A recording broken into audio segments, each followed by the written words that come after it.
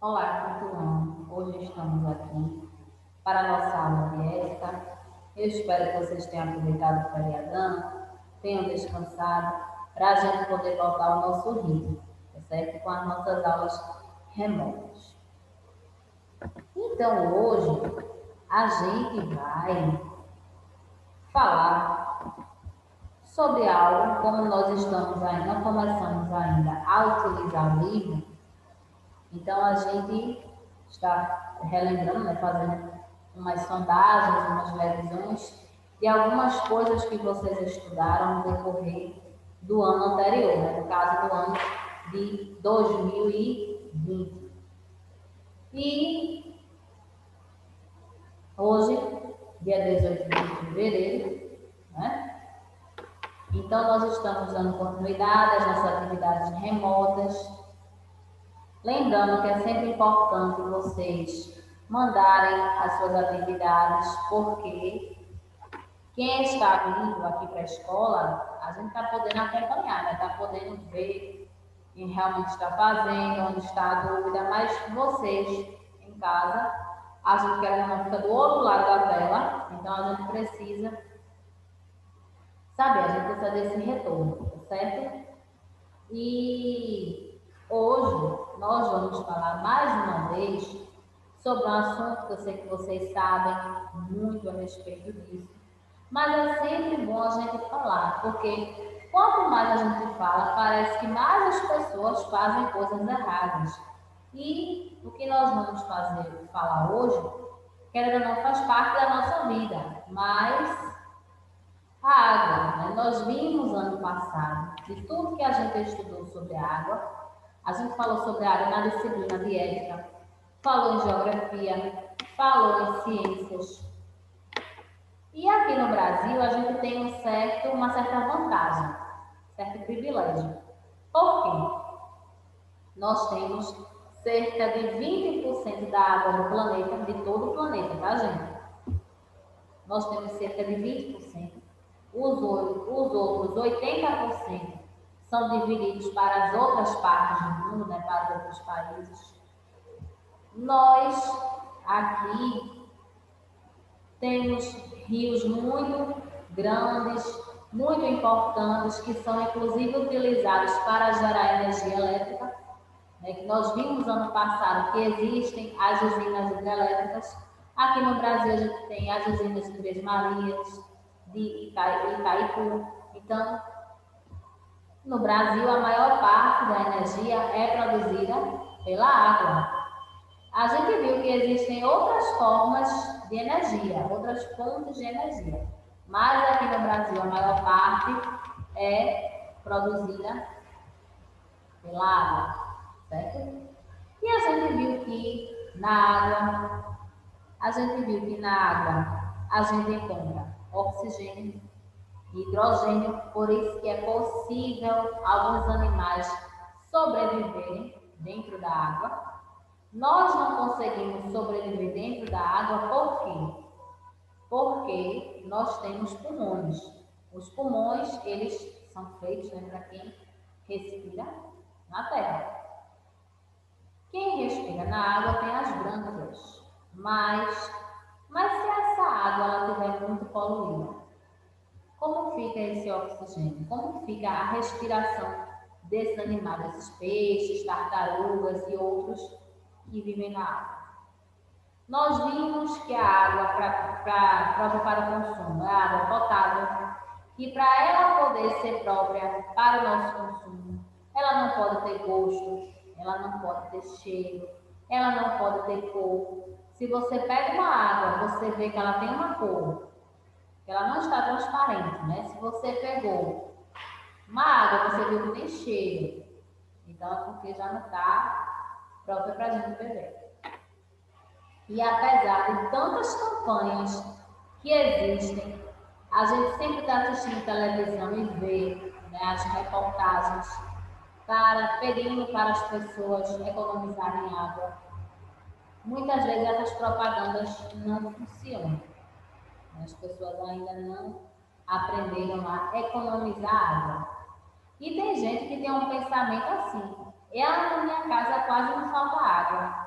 Na minha casa tem uma cisterna de não sei quantos mil litros. Mas enquanto você tem pessoas que não têm nada disso.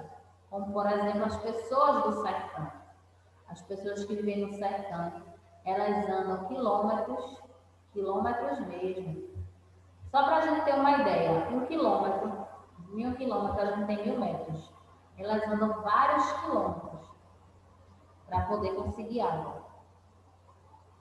Então vejam que situação absurda, né? Enquanto muitas pessoas estão estragando, estão poluindo a água. Nosso planeta, a gente viu também durante o ano passado, né, que boa parte dele é coberto por água. Esse ano em ética, os assuntos que eu até falei na aula de abertura são bem variados, né? Nós vamos ver sobre coisas referentes ao meio ambiente, vamos falar sobre a Amazônia, sobre extinção, vamos falar sobre algumas coisas que envolvem a sociedade, questão de conflitos, né? E tem outras coisas também que nós vamos estudar por fora, tá certo? Bacia do São Francisco, ou Rio São Francisco, é um rio importantíssimo do nosso país. Ele nasce lá na Serra da Canastra, em Minas Gerais, mas ele passa pelo Nordeste. E muitas vezes as pessoas que vivem aí perto, elas só têm aquela água daquele local. Né? Inclusive, o São Francisco agora está levando água para pessoas que não tinham água antes. Né? E é um rio importante na região porque aqui no Nordeste as pessoas sofrem muito com a seca. Então, é uma forma de tentar diminuir esse problema. A Bacia do Paraná é outro rio importante do nosso país.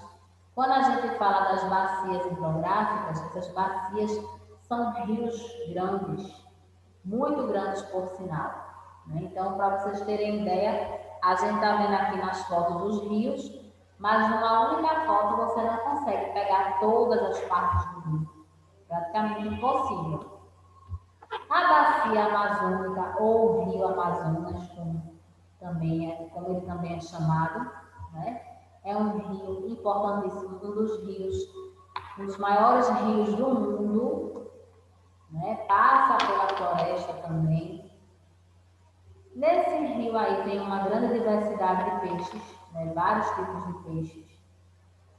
Algumas pessoas navegam por esse rio. Né?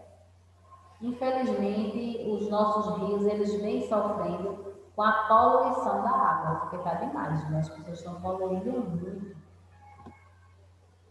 Bacia do Tocantins, Araguaia, né? O rio Tocantins, ou Bacia do Tocantins, algumas pessoas falam apenas assim. Mas é outra bacia importantíssima do nosso país. Vamos fazer uma reflexão aqui. Tem assim na frase aí, na hora de lavar a louça, limpe os resíduos antes de abrir a torneira. Eu já vi várias vezes as pessoas vão comer, aí ficam aqueles grãozinhos de arroz, de feijão. E o que é que elas fazem? Abrem a torneira para poder limpar aquele que ficou, aquele restinho de farinha tudo. O certo é você tirar aquilo que ficou, porque você vai apenas molhar as louças e vai passar o sabão, né? Olha o que tem dizendo aqui. Use um pano, esponja ou papel toalha para tirar restos de comida dos utensílios de cozinha e jogue os resíduos no lixo. Encha a pia, coloque gotas de detergente e deixe os utensílios de molho por alguns minutos. Ainda com a torneira fechada, ensabone peça por peça e só então use água corrente para enxaguar. Tem pessoas que fazem o enxágue com a torneira aberta, que usam a água, além de tirar, para poder retirar o sabão, usam para tirar os restos de comida também. Né? Veja isso aqui. Uma torneira aberta continuamente, quando a gente diz continuamente, é o quê? Direto. gasta em média 240 litros. Abrindo e fechando, o gasto diminui para 70 litros. Vejam a diferença, né, de 240 para 70. No chuveiro, quanto mais rápido o banho, maior a economia. O banho bem tomado não é aquele que você passa uma hora no banheiro, não. É aquele que você passa sabão suficiente para poder tirar a sujeira do seu corpo. Divida o banho em etapas. Molhe o corpo e feche o registro. O registro é o que? A torneira, né? Se ensaboe, lave o cabelo, se enxague, enfim. Feche o registro. Uma ducha funcionando por 15 minutos desperdiça 135 litros de água. Um banho, se a gente fizer o banho da gente normal, né? Se molhando, tudo isso sem demorar muito, a gente gasta em média 90 litros. Aí olha o que tem embaixo. Dica: o consumo baixa mais ainda sem a abertura total do registro, no caso aí da torneira. Tem gente que abre demais, vai sair mais água, vai gastar mais água, né? E aqui, ó. Aí, economia. A gente também precisa economizar energia, né? Porque a gente viu que boa parte da energia em nosso país, a maior parte, é produzida por hidrelétrica. Então, precisa de água para poder produzir energia elétrica no Brasil. Então, a gente precisa economizar, ó, com a máquina de lavar. A gente junta essas roupas, coloca numa única lavagem, né? Porque a máquina ela gasta muita água. O ar-condicionado, a gente tem que fazer a troca do filtro, né, para que ele não puxe mais energia. Quando a gente for usar o banheiro para dar descarga, você dá um aperto, tem gente que fica lá apertando horas, minutos e minutos, então fica saindo muita água. A mangueira, quando a gente for utilizar, não é legal a gente utilizar para limpar calçadas, para lavar carros, né? Porque a mangueira ela gasta muita água. Quando for aguar as plantas, usar o regador, porque o regador ele vai sair a quantidade ideal que a planta está necessitando. Vazamentos, a gente precisa consertar. Quanto mais água desperdiçada, maior será o gasto de energia. Olha aí outro problema da água. A poluição, né, está demais. A gente está vendo o que aí nessa água? Muito lixo. Tem garrafas, tem embalagens de alimentos.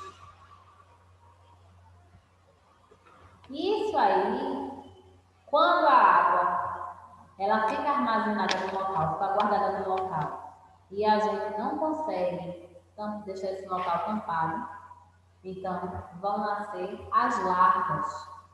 Isso aqui provoca a dengue, que é uma doença que já matou muitas pessoas e ainda vem matando, né? A dengue, a chikungunya, o zika vírus. Então são doenças que eles fazem muito, causaram já muito transtorno à população. Então a gente precisa, tem água em casa, tem que fechar a caixa d'água, a cisterna, o que você tiver, não pode deixar água exposta, senão o mosquito vai lá, voa, chega naquela água, põe os ovos e depois, né? Olha aí, mais poluição na água. Estamos vendo aqui muitas espumas, né? Vazamento, olha o problema aí, olha quanta água está sendo jorrada, quanta água é desperdiçada. Então isso aí vai fazer falta, e muito. Porque é como eu disse, né? Enquanto aqui a gente já tem água, você for pelo sertão, pelo agreste, você vai ver uma situação, lá os animais morrem de sede, as plantas também ficam secas, porque não tem como ser regadas lá, eles não têm água, como a gente tem aqui, e a gente ainda desperdiça, né? Ainda brinca, ainda polui a água. Esses agrotóxicos também poluem a água. Esses agrotóxicos aí, eles são colocados nas plantações para que elas não sejam destruídas por formigas ou por outros tipos de insetos. Mas o que é que isso aí tem a ver com a água? Muita coisa. A gente tem água, tem os lençóis d'água também, tem água no subsolo. E se a gente não se a gente usar muito isso aí, o solo vai absorver e vai poluir essa água que nós temos no subsolo, esses lençóis de água. E nós temos a atividade de classe para a gente escrever, ó, no primeiro, os nomes das bacias hidrográficas brasileiras. Os rios que a gente viu aí nesses slides, esses rios enormes que a gente viu. Segundo, quais problemas a água vem enfrentando? O que é que a água vem? Quais são os problemas? O que é que está fazendo com que a água diminua em nosso planeta?